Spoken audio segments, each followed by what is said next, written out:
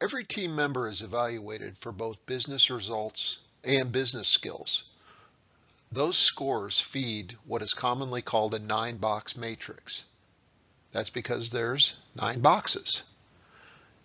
In this presentation, we will explain what each of those 9 boxes represent, and we'll talk a little bit about the difference between high performance and high potential.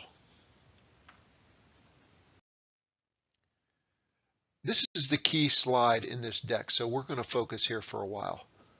Let's talk about building your 9-box matrix. What is it? It's a graphical plot of your team.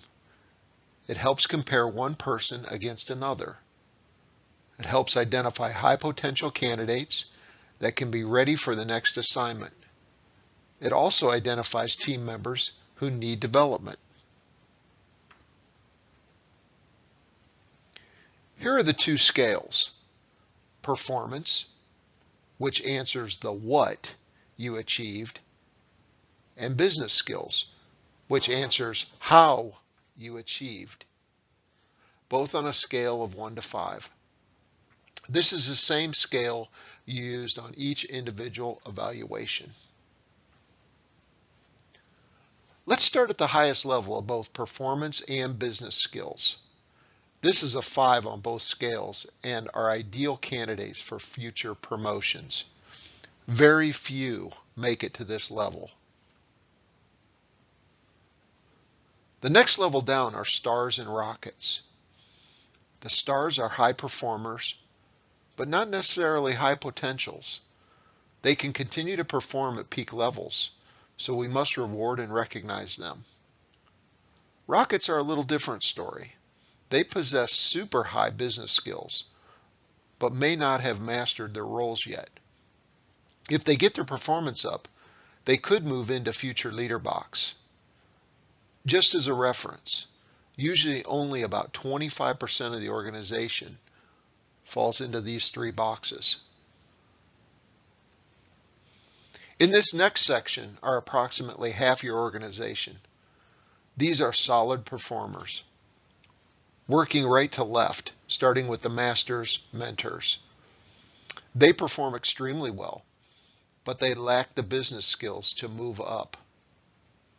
Next is the solid talent box.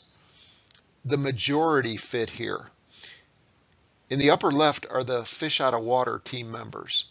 They have great business skills, but perform very low. Maybe they are in the wrong job. They certainly have earned a seat on the bus, but maybe they are in the wrong seat on the bus.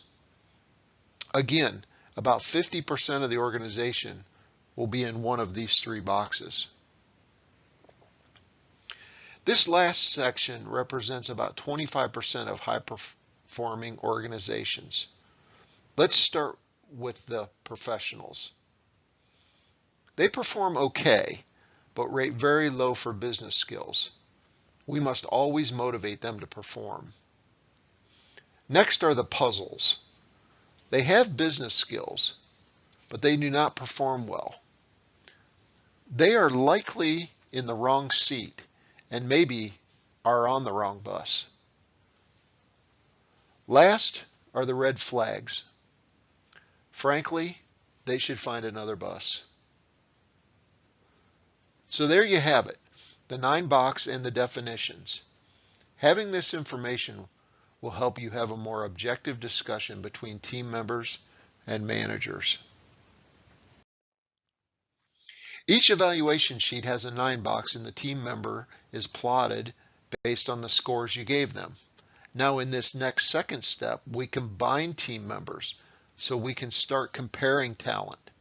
This is where you can really see how the high and low rankings appear amongst peers.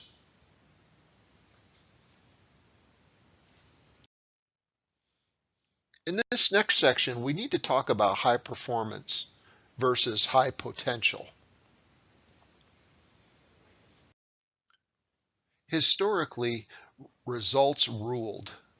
They were the main driver for rewards, promotions, and recognition. Recent studies have shown that we need to consider both scales, performance and business skills, when rating a person. Think of it this way. Just because a superstar athlete performs, in other words, gets the results, that does not automatically make them a great business leader. If you don't believe me, study Babe Ruth. All would agree he was the best baseball player ever.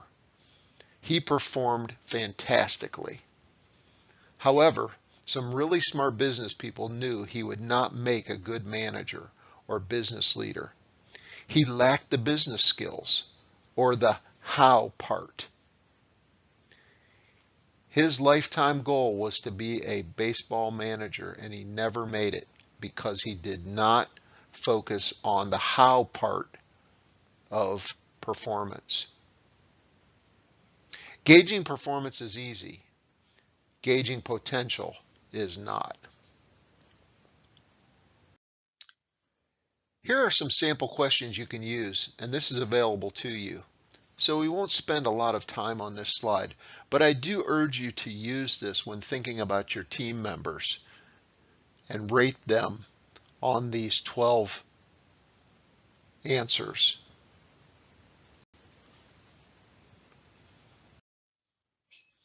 Our hope is that these tools are used to objectively and honestly assess a team member, and that from this, a more engaging and productive conversation happens. As always, leave your questions and comments below.